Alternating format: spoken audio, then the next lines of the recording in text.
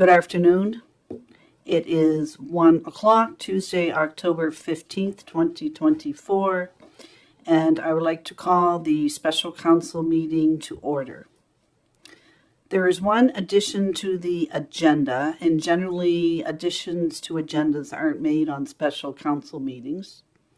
However, an email was received this morning respecting the J-Class roadwork, which is going to be done. And because the province has all has all of their gear here for paving, they needed to know now if we could fund an overrun on the thing. And I'm just wondering, are we having something wrong with the thing?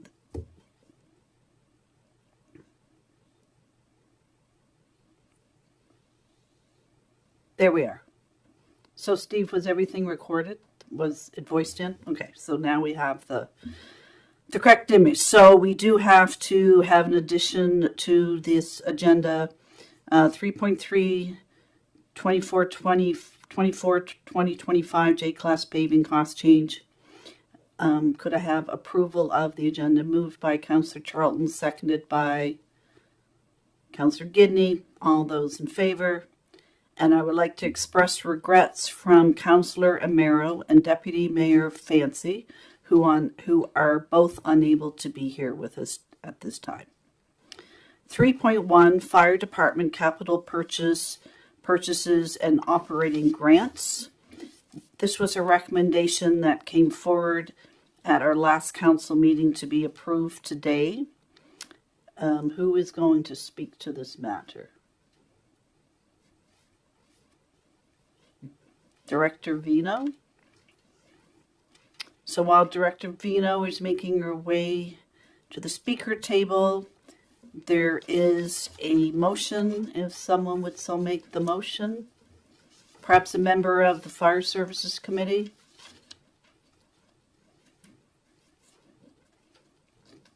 Councillor Muse.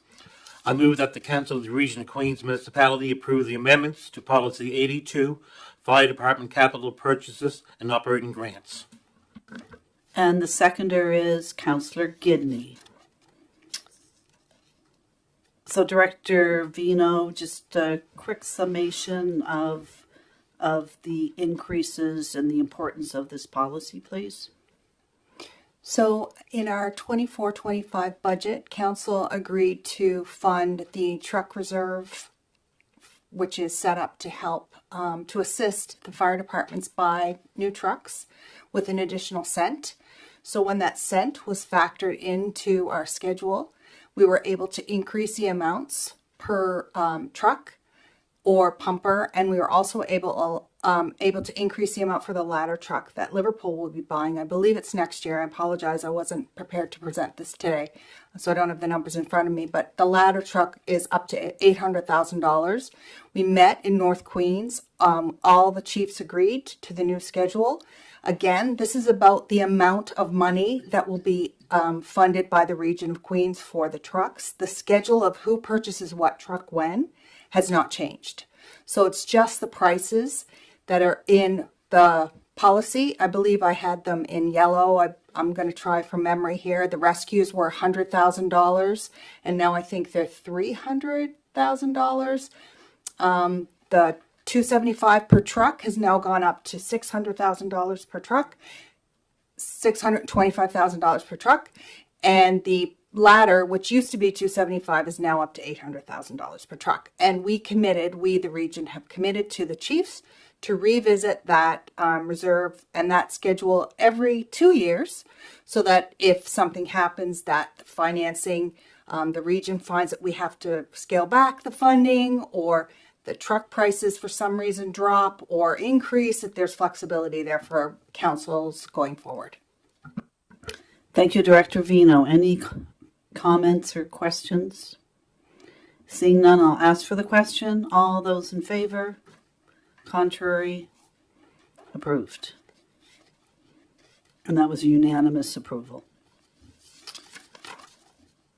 3.2, audited financial statements, fiscal 23-24. There is a motion in the package. Councillor Brown. I recommend that the Council of Region of Queens Municipality receives the report titled Audited Financial Statements Fiscal 2023-2024 Detail for Information. And the seconder is Councillor Hawks. We did meet with Internal Audit Control Committee, met this morning with Doan Grant Thornton, and I believe, and everything was clean audit. However, I think Councillor Brown chaired that meeting, and I think he has something he just needs to address so it can be cleaned up by the next council. Councillor Brown. Yes, we had the meeting this morning of the Audit and Internal Control Committee, and it was a Teams meeting online. And as chair, I neglected to get a motion from the Audit and Internal Control Committee to bring this to council until I didn't realize until we had everybody had logged out of the meeting. I don't think that that's a problem with bringing this to council today because it was a clean audit. There were no issues brought up at the meeting, and I don't think there's anything in our policy that says it has to have a recommendation, but we'd like to do that to make sure that everything is above board, but I neglected to do that, and I apologize. Thank you, Councillor Brown. And that meeting was recorded for anyone that we do record that Zoom meetings. We recorded it so that we could get the minutes. We don't post it.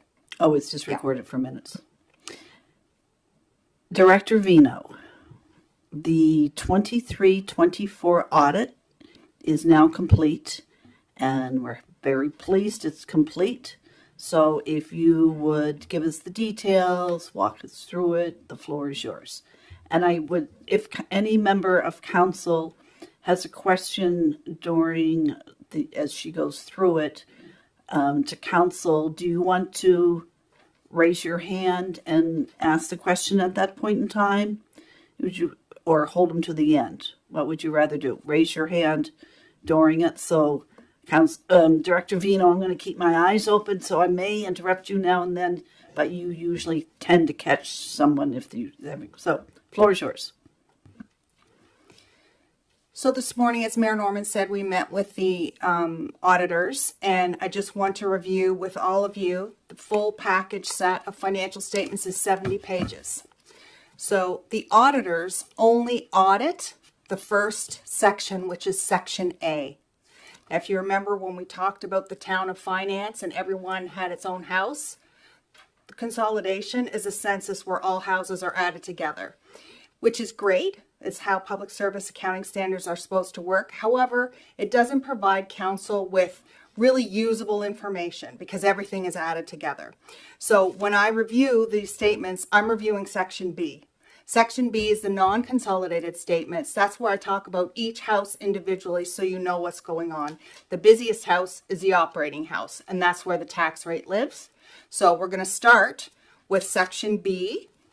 This year what I've done, because I know it's a little overwhelming, those numbers on the page to follow along, is I've grayed out some numbers. If you look at we're going to skip to page 3 of your staff report.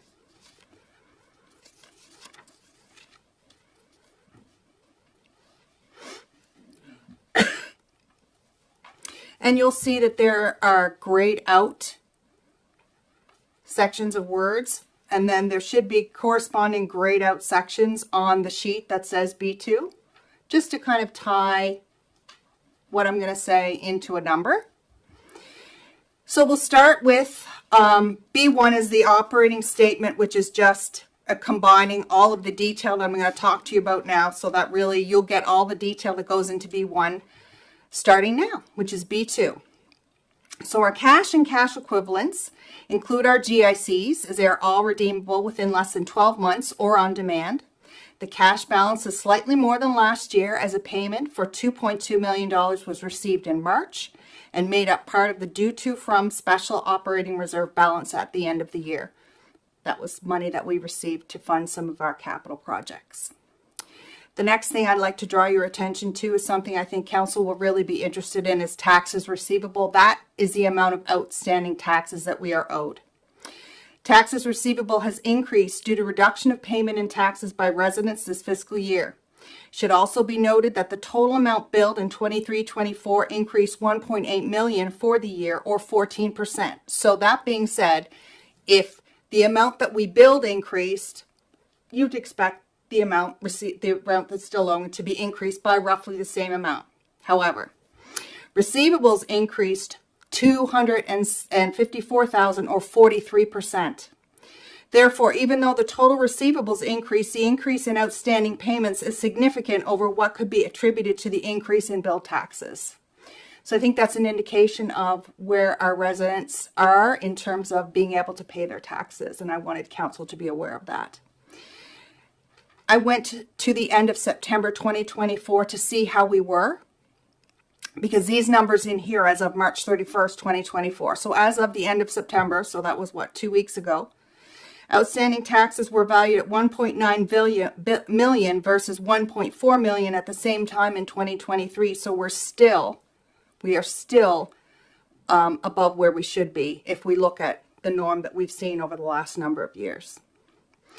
In 2022, it was 1.2 million. So there is definitely a trend going up of more outstanding taxes.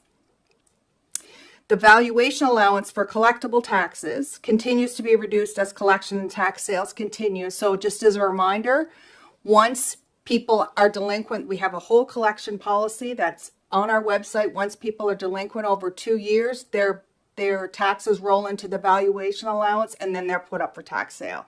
Like there's a very objective process that's put in place.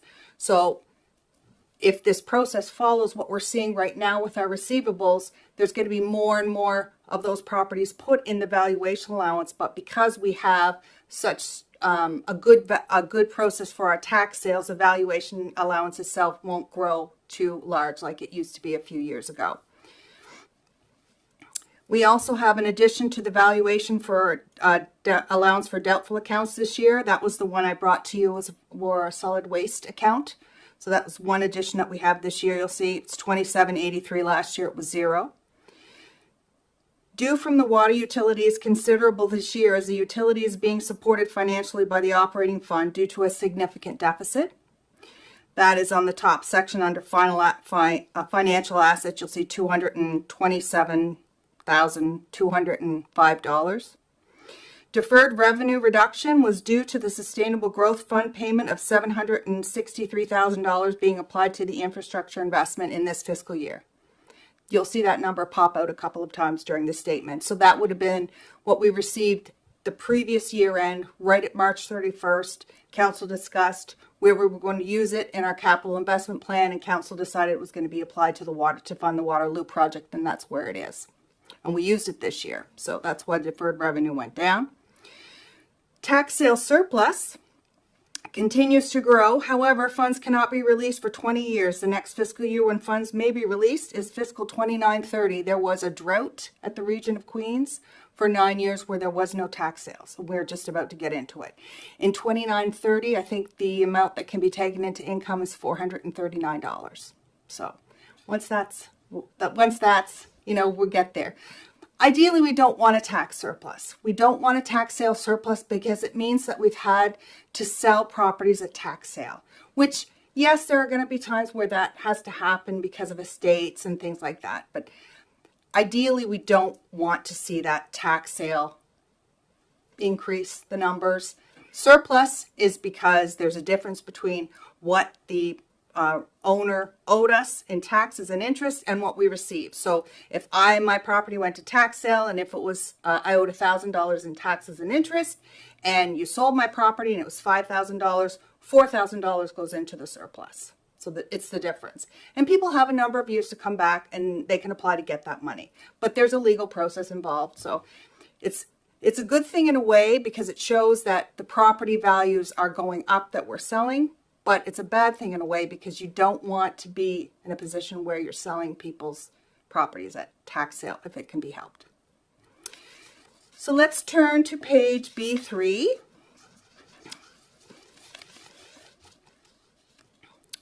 And I'm now on the top of page 4. Oh, I forgot. Surplus due to special operating fund includes a surplus transfer and the $2.2 million payment mentioned above in cash and cash equivalents. So that's why the due to from for special operating reserve is so high. It's always going to be big at the end of the year while we continue to have these structural surpluses, because that's in that number. So B3, statement of financial position. So this is our capital house. This is where all the assets that we own live. Our fleet, our buildings, our excavators, all of those things live in the capital house. So last year we had to start with the asset retirement obligations. That was a new standard for accounting. And they're part of this statement and were added. The ARO asset is part of the tangible capital asset reporting. This is broken out on its own line in the tangible capital asset summary on page B4. There was no change in the discount rate and the inflation rate for this year, which was agreed by the auditors. There were no material changes when current rates were calculated. And basically what that says is we now have to account for the fact that we are obligated financially, perhaps ethically and regulatory in some cases, to look after the assets that we have and dispose of them. And we have to put money away so that we have the resources available to do that. That's why it's called asset retirement obligation. Landfill liability is the big one. Landfill liability was calculated using this asset retirement obligation method.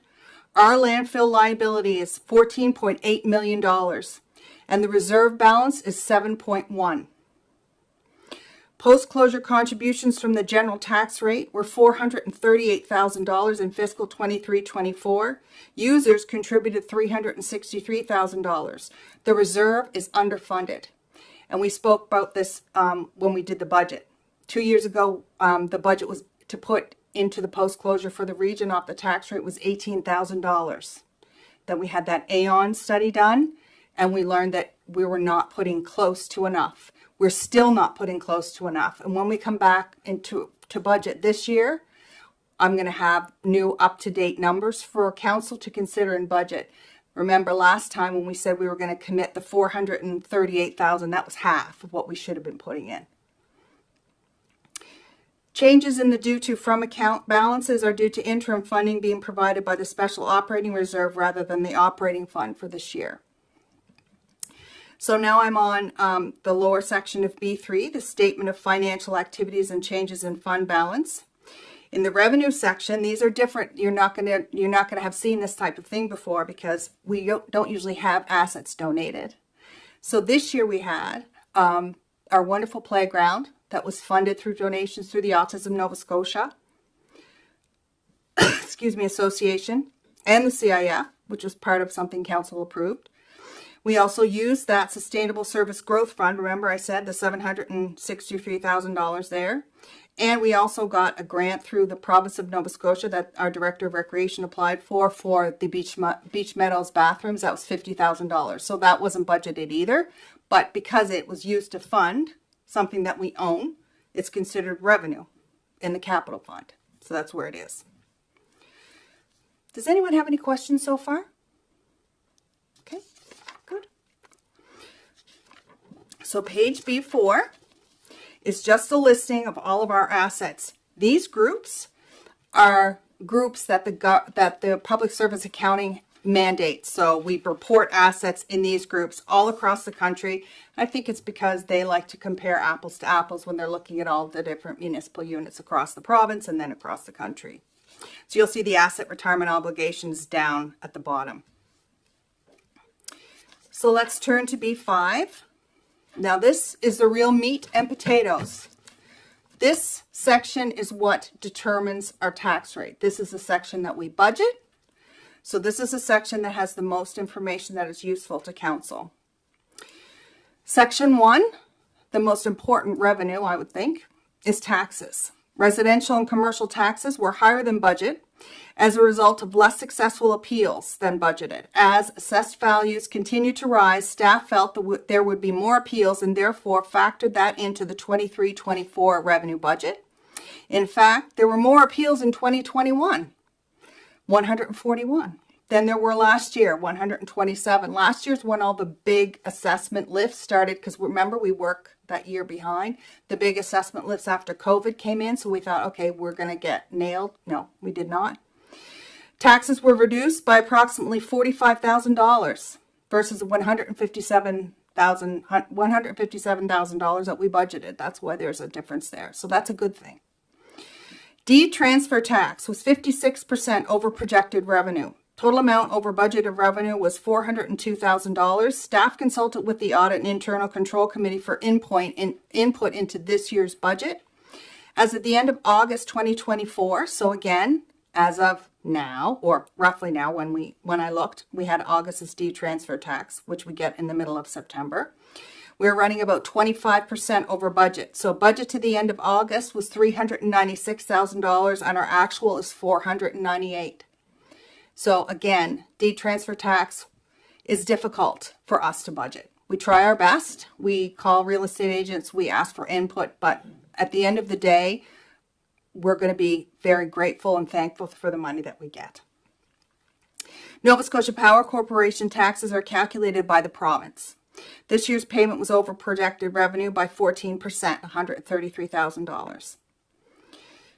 Section 2, grants in lieu, decided by the federal and provincial governments based on the schedule of properties provided by the Region of Queens finance staff.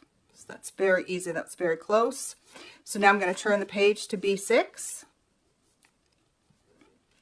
Section 3, services provided to other governments. Our solid waste landfill revenue is within 1% of budget. So now I'm section 4, sales of service. So we had overall a 17% increase in projected revenue. However, funding for Hillsview Acres was the main reason, being 30% over budget, or $461,000. These funds have corresponding expenses and cannot be anticipated.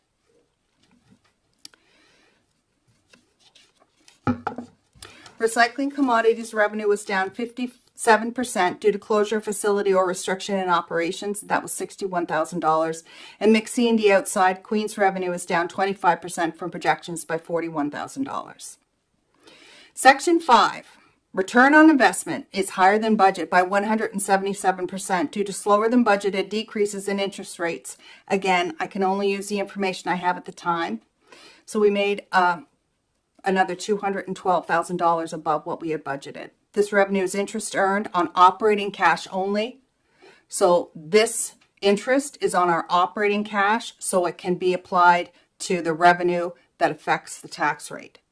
But the interest that's earned in the reserves has to stay in the reserves, and that's separate. We'll talk about that later when we get to the other sections. Penalties and interest on taxes are over budget. Remember, we talked about how our taxes receivable have increased? Well, we charge tax on that. So the penalties and interest are over budget because we have more people owing taxes. So again, this is not a good thing to have, which is a reflection of the increase in outstanding tax bills. This is corroborated by the increase in taxes receivable as compared to other years. So that was $32,000 over budget.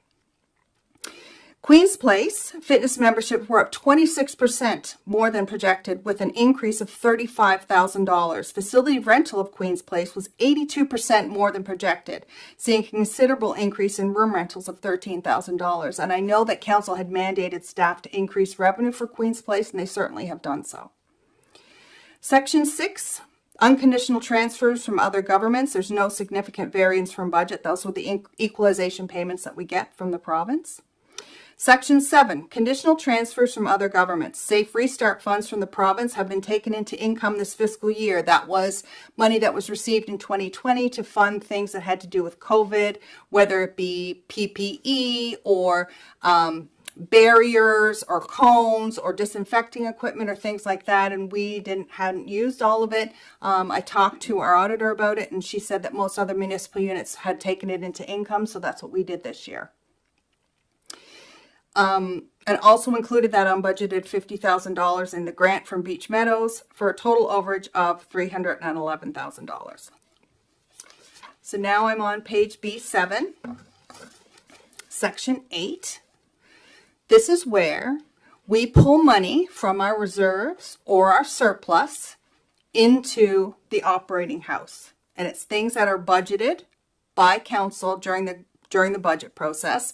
And because I don't like blobs, and these are lines, and I understand everything's in one line, but I want council to know exactly what makes up that line. So you should remember all of these things. So let's start at the beginning. From the surplus of prior year, we budgeted $137,620 to come out of the reserve, out of the surplus. We only spent $29,404. So that's all I pulled in. Okay.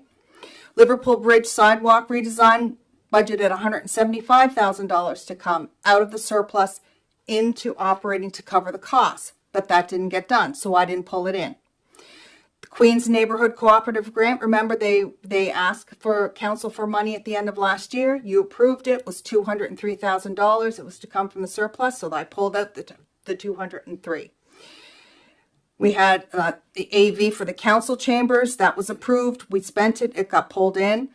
The development center surplus for the HVAC was $811,240. We didn't spend any of that money. Everything that happened last year was pulled from their reserve. You'll see that a bit later. Intervenor status funding, though, wasn't budgeted, and we spent $13,171,000. So I pulled that in.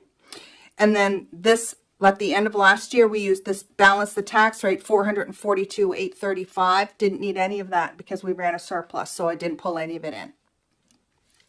Transfers from the special operating reserves, we budgeted $86,130,000 from our Canada Communities Building Fund, used to be called gas tax, for broadband. We got a $75,000 bill. We also thought we were going to have to pull money in from the Hillsview Reserve. We did not. Computer equipment, we budgeted for $42,500 and we spent $22,220 because we didn't invest in the camera equipment, and we won't be doing that until this year. And that 42 included money for the cameras. The business center reserve, so we had 188 budgeted and we took out 141. Pine Grove, we bring in 25 every year. And then we had fire department safety reserve. I believe most of that money was Liverpool. Remember when we sorted out all the reserves a number of years ago, we split them out so that the safety was in its own reserve and each fire department knew how much they have left. Liverpool spent theirs last year. Mill Village has a small amount. I think Port Midway has a small amount. Greenfield still has a significant amount in that reserve.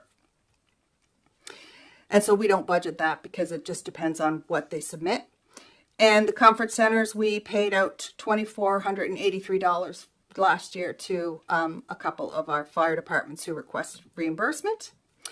Fire department truck reserve, that is the reserve that we fund. We talked about it just earlier in the policy. That's the money.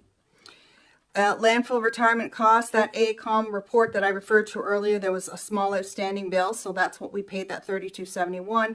And then the public works renovation, that was for the garage. There was $73,000 in the budget, and we pulled in the $73,000.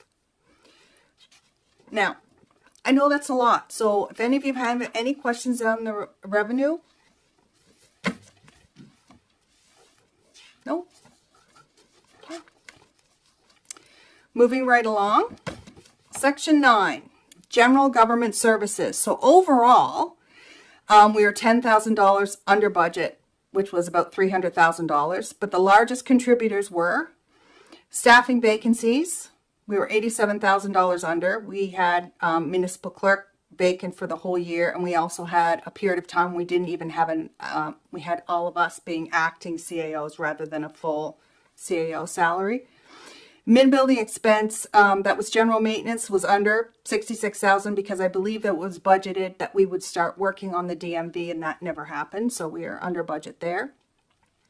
Mount Pleasant funding study was $108,000. I know some of the work was done, but not all that was budgeted. And then the other thing was no counselor attended the FCM conference, which was an expensive conference. And we had the compensation review come in slightly under budget. Does anyone have any questions about Section 9, General Government Services? Cool. Protective Services. No significant variance of budget overall. However, maintenance of dry hydrants was 81% under budget by $24,000, and fire hall maintenance was 86% over budget by $46,000. We had a failed heating in the fire hall in February 2023, led to frozen pipes that flooded the auditorium, and repair costs continued into the fiscal year that we are presenting right now.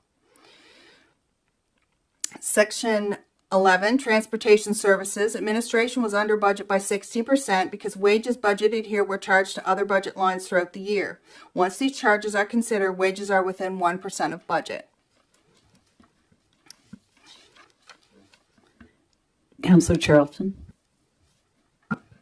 Thank you. I'm just wondering if you could clarify the comment about the dry hydrants being 81% under budget, and if that has been if that was rectified at for the future. I'm just wondering, it's been a concern about dry hydrants. So is this something that we anticipate ongoing, or is there a plan to make sure that is done? So at the time that was budgeted, there was 2 hydrants one to be moved, one to be new, and that was spring 2023, right? 24. Man, mixed up. Anyways, no work's been done on that. The clerk was working at the time; he resigned, so it's kind of just status quo since that time. So there's still outstanding work to dry hydrants to be completed. Yes. Further to Councillor Charlton's question, because I know when I was on Fire Service Committee, that was a concern. So are they a priority? Are we going to, we didn't get them done last year. Will we get them done before fall, like this is fall? Because they were last year's, are there more for this year? Can we hire that out? Can the next council hire that out to repair that? Do we have to depend on our public works crew? No, so the process at that time was to have it contracted out. Unfortunately, staff capacity fell through and wasn't able to complete the work. My anticipation right now is that would be entertained again in the spring. Work would have to be done through the summer, so it wouldn't be done any sooner than, say, August 2025 at the earliest, but by external resources.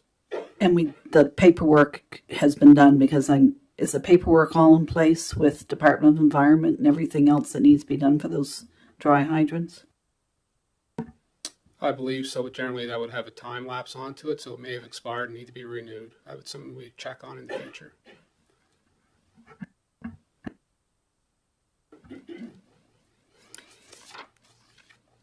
Section B10. So I'm now at, oh wait now. Go back. Sorry, B9. Public Works garage renovation was completed this year, ran 36% or $52,500 over budget. Safety training was over budget by 143%. Expenditures of $24,400 were made for training and equipment, exceeded budget by $14,400, and we all know how important safety is to us, so that was a great investment. Roads and streets included the Liverpool Bridge sidewalk redesign, which was budgeted for $175,000 but was not done. So overall, this section shows as under budget by 5%. However, road maintenance was over budget by $83,000 and street light rental was over by $18,000, with de-icing materials under by 20. So when I report on lines like this, yes, it would be nice to say, oh, well, our roads and streets were under by 5, but really I want council to be aware our staff did significantly invest in roads and streets. In fact, they actually had to invest $83,000 over what we had budgeted to make sure that they got done what council needed them to get done. De-icing materials, I'm assuming it was because we didn't have the snow that we thought we were going to have. So yay. Councillor Brown.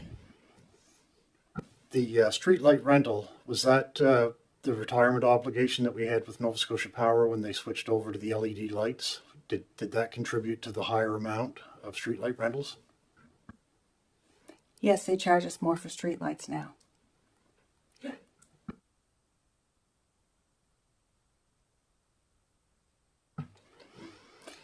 Okay, section 12, so that's page B10, environmental health services. Sewage collection and disposal costs were over budget by almost $100,000. This was caused by maintenance for South Queens plant being over budget, replacement of pumps at a cost of almost $80,000, and an unbudgeted lateral in Milton costing $22,000. We as staff have already talked about the fact, and I believe we've already talked about it with council, about the need to really rewrite the sewer bylaw so that we can get a hold on some of these unbudgeted expenses. In total, sewer services were over $115,000 for the year. Garbage and waste collection were under budget by over $100,000 in wages and maintenance for the MRF, which is our recycling facility, with leachate and landfill operations being over budget 32% and 23% respectively. The MRF were under various operating restrictions until the spring of the year. Section 13, Hillsview expenditures were over budget because of unbudgeted projects funded in Section 4. Section 14, Environmental Development Services. Administration is under due to inability to fill staffing positions that were included in the budget. Wages were under $151,000 and other $60,000 due to accessibility projects that were budgeted but had not been done. During the 24-25 budget, Council approved that in future, any unspent accessibility funding be transferred to a new reserve at the end of the year, which will fund future accessibility projects. The Tourism and Economic Development line includes the HVAC project at the Liverpool Business Development Center, and that project was $860,000 under budget for the year. The majority of this project will now be taking place in the 24-25 budget year. So while it was way under budget last year, it's going to be still taking place. It's just taking place this year. Section 15, Recreation and Cultural Services. Council approved the emergency purchase of a new condenser at a cost of $343,000. This is the major contributor to the budget overage for this section, which is 7%. Section 16, so bottom of page B11, again, these are transfers from what is paid by the tax rate to the various reserves, and you will see that most of these are bang on budget. The only thing that isn't budgeted, if you go down to the bottom, Reserve Transfer Capital Fund, that Beach Meadows infrastructure project, we didn't budget for it because we didn't get it, but we moved it to the capital fund because that's where the building in Beach Meadows lives, so that funding had to go to the capital fund, so that's why that's there. Region of Queens Operating Fund had a surplus of $1.43 million for the fiscal year ended March 31st, 2024. This includes the surplus for Hillsview Acres of $114,656. The amount attributed to operating, which is the tax rate, the operating house, of $1.3 million is transferred to the accumulated surplus in the special operating reserve. $114,656 is transferred to the Hillsview Acres Reserve. Note 13, Reserve Balances, notes the accumulated surplus balance, which includes the surplus transfer for the year. So that's in the notes section at the end.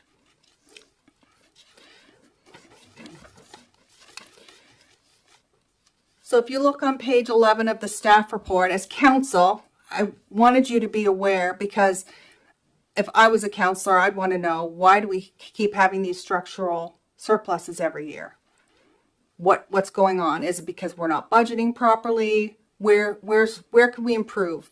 So what I did was I analyzed where the overages and underages came from. So in revenues, for example, we were over $1.13 million. We got an extra $650,000 for the deed transfer tax.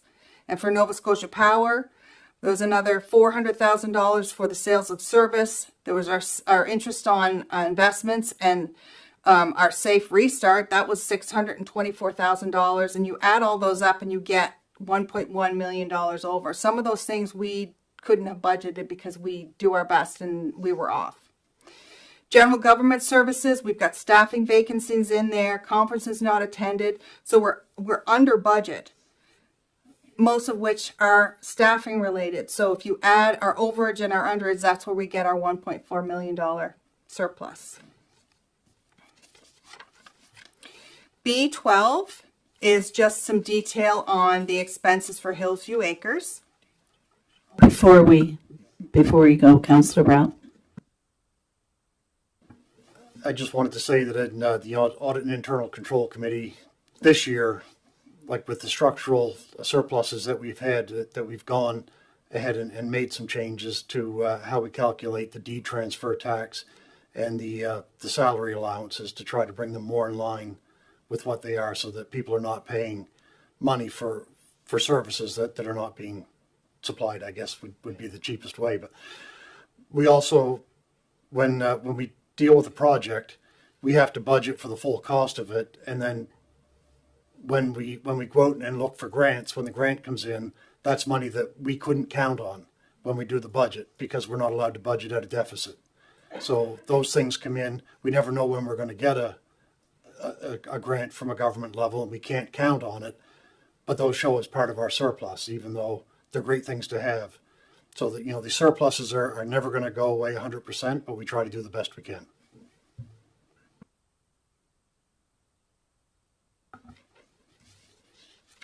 Okay. Let's turn to page 12 of the staff report, because there's a couple of things I just wanted to note about Queen's Place. Queen's Place revenue, as I mentioned earlier, was up 14% and expenses were over budget. The cost of service has tipped over $1 million this year. However, the condenser was a huge factor in the expenditures being over budget that was approved by council. So the budgeted cost of service was $814,000. And if you take that condenser out, the actual cost of service was $665,000. So staff have done a really good job trying to get handle on increasing revenues and maybe some tightening up of expenses there. So I just wanted to make sure council was aware of that, because I don't think anyone could have predicted that that condenser was going to go.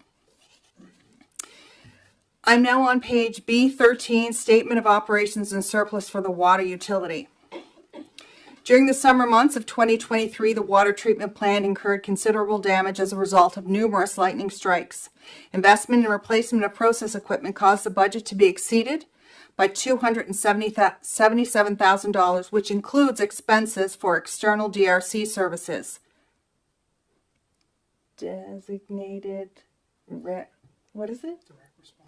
Direct responsible charge. I wasn't close, but that's okay. I tried. An insurance claim was filed, and $95,000 of these costs were recovered, and a $10,000 deductible was paid. The insurance company sent an engineer out who worked with our director of infrastructure and looked over all of the damage that we had incurred and came back with, I thought was a very fair settlement for us. Administration was over budget because we had to include the $10,000 for the insurance deductible, and we also increased our advertising costs due to the water boil advisory. Proceeds from the insurance claim are included in non-operating revenue other, which is on a separate line. So I wanted to make sure that you were aware of that. It also includes a small amount that we budgeted for the utility for improvements with Cowie Well. I believe it was about $5,000. Statement of financial position, water utility B14. So this is just saying how much money we have in the bank for the utility. Council approved a drawdown of the sediment removal reserve of $56,000. I'm sure you all agreed. Remember that we had to get that approved by the UARB because of the extended water boil advisory. The utility owes approximately $427,205 as funds have had to be transferred to cover expenditures. Right now, the due to from the water utility is about $740,000, so it continues to grow. So on that note, the next council will be doing water rate studies, and anyone watching or listening will expect raises in their water utility, because a utility has to fund itself.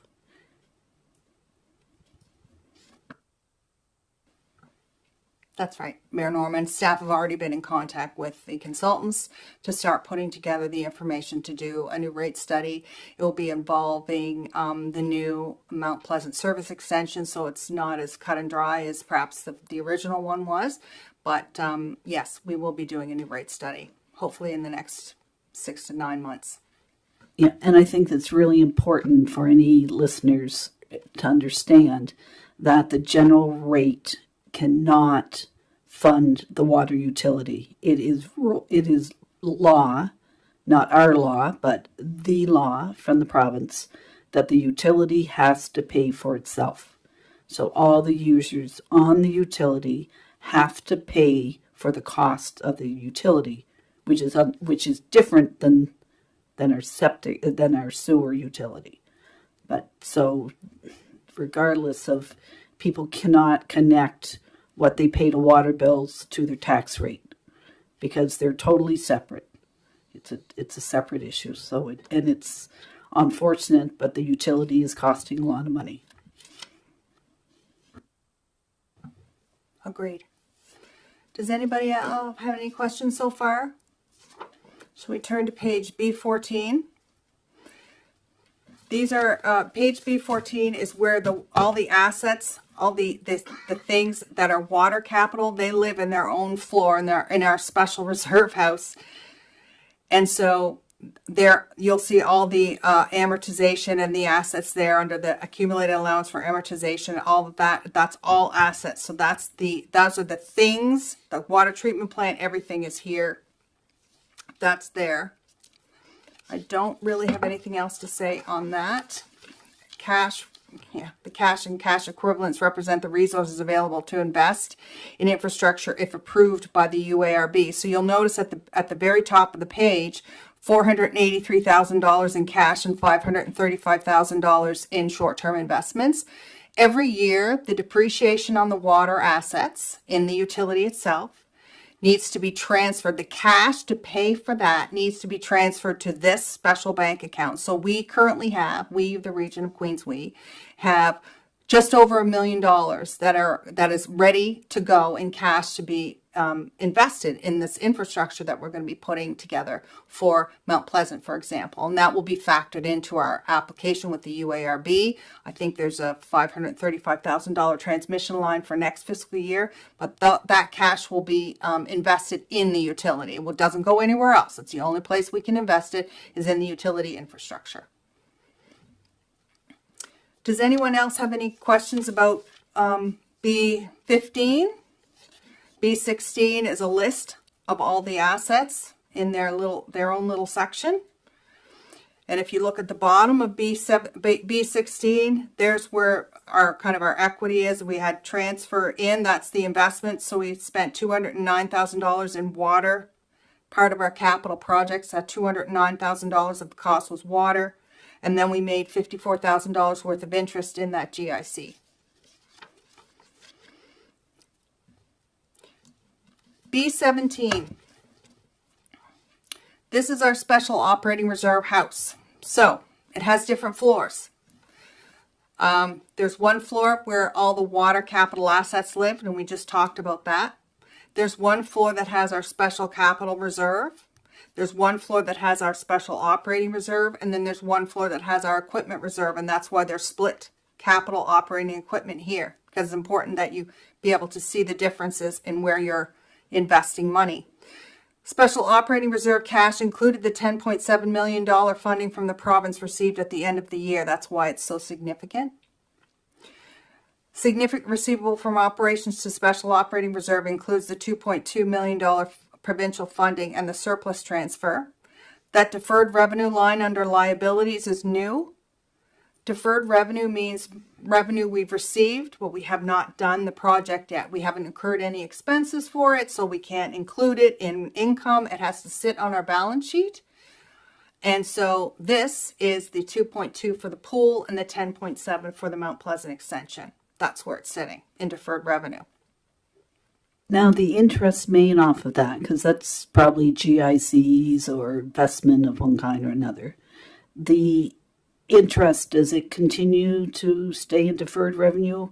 Or did you say the interest on this money can be spent and moved to other places? So as this money is in deferred revenue, currently what happens is all the cash that's in the bank account, which is, let's just call it the 5,000 bank account, we have interest that is apportioned to it. It includes GIC interest, and then we allocate it between all the reserves and the accumulated surplus. Because this money is currently sitting up the liability section, we don't add any interest to it. But it's certainly something that it's on my list of the things I have to look at and talk to the auditors about and see, because it's a significant amount of money.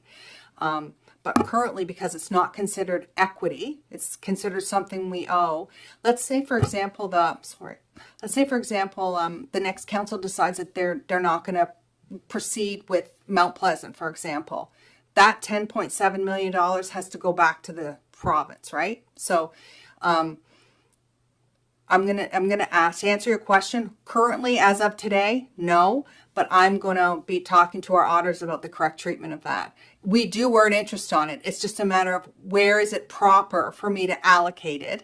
Should it have a reserve of its own, even though the revenue is up in deferred revenue, but interest on deferred revenue? Do you know what I mean? So it's one of those things that it's on my list.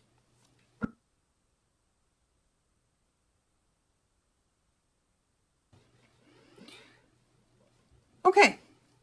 Special capital reserve liability to the capital fund is for the cost of the land sold for the new long-term care facility and vehicle disposals for the year.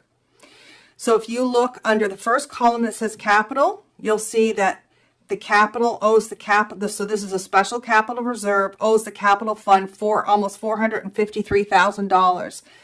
So when we have assets in the capital house and we sell them, the money that we make from selling those assets doesn't go to the capital house. It goes to our special capital reserve. So that's here. But we have to repay the capital house for what the cost was for that land. So that's the cost of the land that we sold and also the cost of some vehicles that we disposed of this year. B17, Statement of Financial Activity and Change in Fund Balances. So the transfers from the operating fund include the surplus and budgeted transfers for the year, some of which are included in operating expenses. Transfers to operating fund include the budgeted transfers and unbudgeted allocations to fund, like intervenor costs. That was the only thing that we had unbudgeted for that. The surplus was reduced by $286,060 this fiscal year to fund expenditures. $12,171 of that was unbudgeted. Interest revenue is the interest earned on all cash and cash equivalents for the reserves, both committed and uncommitted. So you can see we earn a significant amount of interest. We generated a lot last year, particularly because we were invested in GICs and interest rates were up. That interest revenue must stay in those reserves. It needs a system of counsel to. Everyone good? Okay. Note 12. So that is on page B29. Council will remember that I added this note a couple of years ago. These are our balances as of the end of March 31st. So as of the end of March 31st, those are all the balances in our special operating reserve. So those are our committed reserves. Our post-closure reserve is there. Our equipment reserves are there. And I also added the special operating surplus. Now, since then, we have had a budget, which you've committed funds from there. But as of March 31st, that was the balance. My next quarterly report, I'll be bringing forward what is committed from that for you for this fiscal year. But I wanted you to have that number. Note 21 is new this year. Oh, no, it's not. No, that's my capital note, sorry. So I broke out all our capital jobs with how they were funded. CCBF is gas tax, Canadian Community Buildings Fund, so that we would know exactly where we were funding all of our jobs from. And I made a note down there about using that Sustainable Growth Fund of $763,000 in for Waterloo. And I also added a note, note 21. You guys should have a spare. You guys should have them on your desk. 19 and 20, those were additional notes that were made after I sent out this package. It should have a deferred revenue note on it, and it also should have a subsequent event note. So the deferred revenue note was because before we didn't even have a deferred revenue note, our deferred revenue was quite low. So the auditor asked us to add a deferred revenue note. So what that means is how much we had before, how much we added, how much we took into income, and then how much we have left. And then the subsequent event is an important event that would influence any users of these statements. Council committed to building a pool. That's a big subsequent event, and that it was funded from external sources and internal sources, and that was felt that it was important to have in the notes to disclose. Okay. Does anyone have any questions? Look, I got under an hour.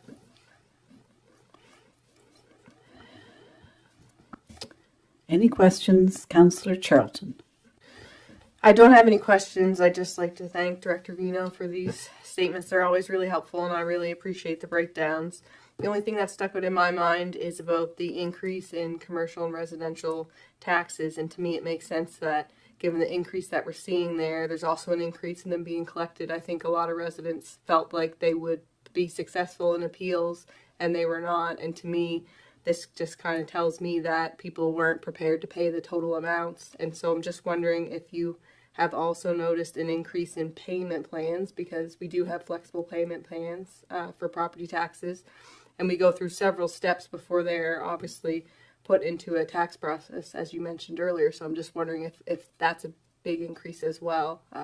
If you could comment. Thank you.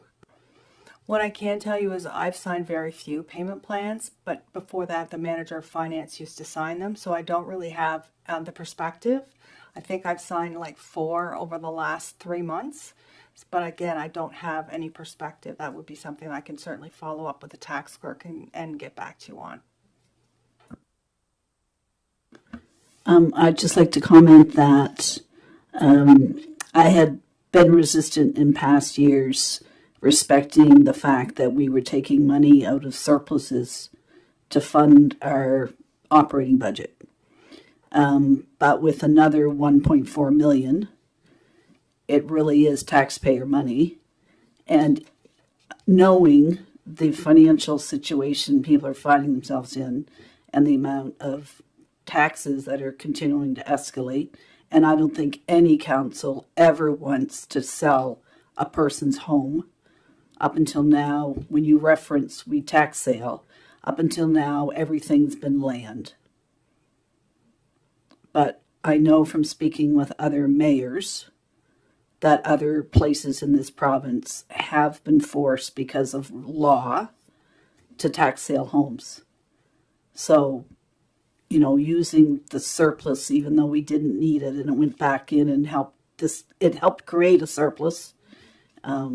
It was not a bad decision to make, and maybe would be a good thing for future councils to, if they have to, rather than continue to put tax rates up, it would be a good use of some of that reserve money. And I think Councillor Charlton brought the point to matter about increasing the tax exemption amount, which this council did last year. And you meet more and more people in financial difficulties. And I think it's really important for all future council members to get a good understanding that while many people want much, there's a lot of people who have very little. And in an amalgamated county, sometimes one voice becomes louder than another, but we really need, future council really has to understand that there's a lot of poverty in Queens. So if the surpluses get used to balance, tax exemptions get raised, then maybe that's a good way to spend some money. Councillor Brown, you had a question, a comment? I'd like to thank Director Vino for the way this has progressed over the 4 years of our council, that These balance sheets have gotten more understandable. She spoon feeds us quite well. Most of us don't have an extensive financial background, so she makes it understandable for us. And I want to thank all the staff that are here, because there's been challenging times with not enough people to work. Finance has been hard. Public Works has been hard. Everybody's been hit hard, and they've worked through to keep the lights on, keep the services going, and the money collected during these tough times. And I'd just like to say thank you to all of you. Any other questions or comments respecting 2023-2024 audited statements? If not, I am going to ask for the motion to accept the 2023-2024 audited statements as presented. Right, I'm going to. We did the first one. Okay, so Vote on the first motion, that's what's on the floor right now. the vote, on the floor is that we approve the unbudgeted, oh no, wait a minute. That the Council of the Region Queens. receive the report titled Right. Audited Financial Statements. Okay, so 23-24. A vote on that we've received the report, and now a motion respecting the report. Councillor Brown. I recommend that the Council of Region of Queens Municipality adopt the audited financial statements for the fiscal year ended March 31st, 2024, as presented. And the seconder is Councillor Charlton. Any questions before I ask for that motion? All those in favor? And it is unanimous. And then we had the last item. There is a recommendation respecting the J-class roads. Councillor Charlton. I move that the Council of the Region of Queens Municipality approve an unbudgeted increase to J-Class Road cost sharing with the province of $42,500 funded from the accumulated surplus. And that is seconded by Councillor Brown. And if just a quick, Director Vino, we met this last year, and now it's pretty obvious there's lots of paving equipment, private contractors, and an email was received this morning, so. Correct, Mayor Norman. So we did receive an email this morning from the department regarding the proposed roads that we had been approved for last year. Council very recently, I believe it was in the September meeting, September 24th, approved your roads for next year, but these are actually the ones that you approved for last year. So the original cost was $100,000 for the part of Hemlock and the part of School. That's gone up significantly. So what I have written the report is requesting, if council so chooses, to increase that budget from 50 by $42,500 so that we can give the province the go-ahead to complete the work that they require to pave those two roads.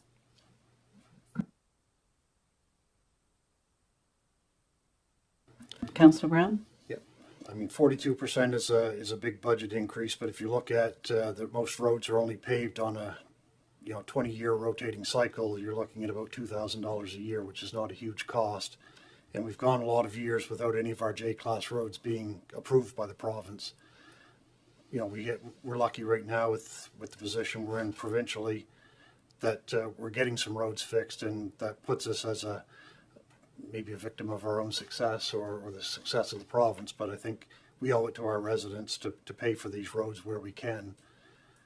Some of them are in pretty bad shape, so I'm in favor. Any other comments? Councillor Charlton? I share the same view as Councillor Brown. I'd just like to add that these are really important initiatives to take with J-class roads to get out and in those rural areas where people aren't living in the urban areas and spending money on the roads. It's very important. So I am also in favor. Thank you. Any other comments? If not, I'll ask for the question. All those in favor? Contrary? Unanimous? And on that note, I adjourn this meeting.